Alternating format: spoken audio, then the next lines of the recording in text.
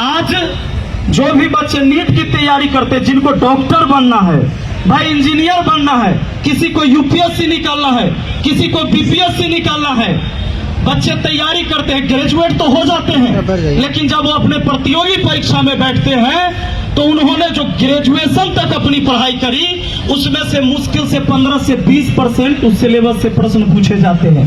बाकी एनसीईआरटी का होता है जो सीबीएसई बोर्ड में पढ़ाया जाता है। तो गरीब के बच्चे तो सरकारी स्कूल में पढ़ते हैं, वो तो एनसीईआरटी पढ़े नहीं। अब एनसीईआरटी उनको फिर से जाकर प्राइवेट कोचिंग में जाकर पढ़ना पड़ता है। अगर वो नहीं पढ़ते हैं 10 साल 15 साल तैयारी करते करते थक जाते हैं और हम सोचते हैं कि हमारा बाल बच्चा की किस्मत खराब है, वही नौकरी नहीं हो रहा है, जबकि व्यवस्था खराब किया गया कि आपके बच्चों को अवसर नहीं मिल रहा है। इस बहुरंगीय शिक्षा व्यवस्था के खिलाफ हम लोगों को खड़ा होने की जरूरत है। और मैं तमाम साथियों को दिल से धन्यवाद देता हूं कि भाई हम क्या सोचते हैं कि भाई मेरे अकेले करने से क्या होगा, मेरे अकेले करने से क्या होगा, यही सोच के हम बदलाव नहीं ला पाते हैं। सत्ता बदलती है लेकिन व्यवस्था वही है। आज बिहार में चुनाव होने जा रहा है, सरकारें मुफ्त की सारी चीजें बांट रही है, रोजगार छीन छीन कर राशन बांटा जा रहा है, लोगों को हाथ में कटोरा पकड़ाया जा रहा है, भिखमंगा बनाया जा रहा है, लेकिन बाढ़ से बचने के लिए पूरे बिहार में कोई ऐसी व्यवस्था नहीं है। उधर नेपाल से पानी आए तो आधा बिहार उधर डूब गया, आधा बिहार पानी में डूबता है और आधा बिहार सुखाड़ से बर्बाद होता है। धान का कटोरा छीनकर और इन नेता और भ्रष्ट अधिकारियों ने आपको चूड़ा और मिठा 2 किलो थमा दिया बाढ़ के टाइम में, और हम सोचने लगे कि बाप रे बाप नेताजी मेहरबान है हमारे ऊपर। इस व्यवस्था को बदलने की जरूरत है दोस्तों। अभी छात्रों के लिए छात्रवृत्ति बढ़ा दिया गया, चुनाव है, 600 वाला हो गया 1200, 1200 वाला 2400, 1800 वाला 3600।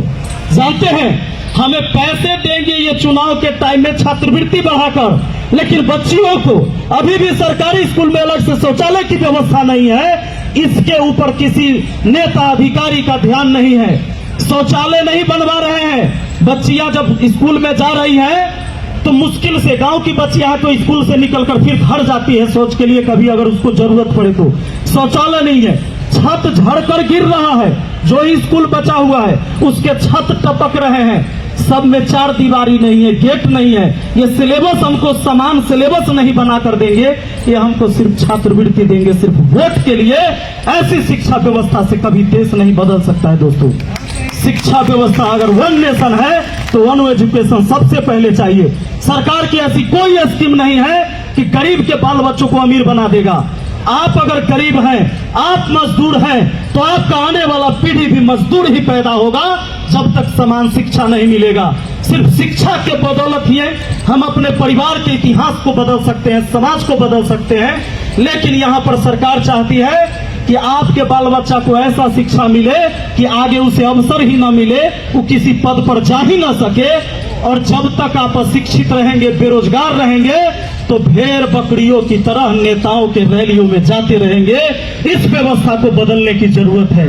आप तमाम साथियों को हम फिर से धन्यवाद देते हैं कि मुझे भी यहाँ पर आकर जो शब्द कहने का मौका मिला, तमाम साथियों को हम दिल से धन्यवाद देते हैं। हम हमेशा शुक्रगुजार रहेंगे और इस लड़ाई में, ये लड़ाई जहां तक लड़ी जाएगी हम हमेशा आपके साथ हैं, तन मन धन से लगातार हम आपके साथ रहेंगे। बहुत बहुत धन्यवाद। जय हिंद, जय भारत, जय भीम, जय संविधान। थैंक यू साथियों, शांत रहना है, इस प्रोग्राम को आगे बढ़ाते रहना है, हमारे पास समय की कमी है। साथियों, समय की अगली कड़ी में मैं आमंत्रित करना चाहूंगा माननीय मोतीलाल सिंघानिया सर, जो कि राष्ट्रीय अध्यक्ष है भारतीय विद्यार्थी छात्रावास संघ। सर आए और समय को ध्यान में रखते हुए अपनी बात रखें।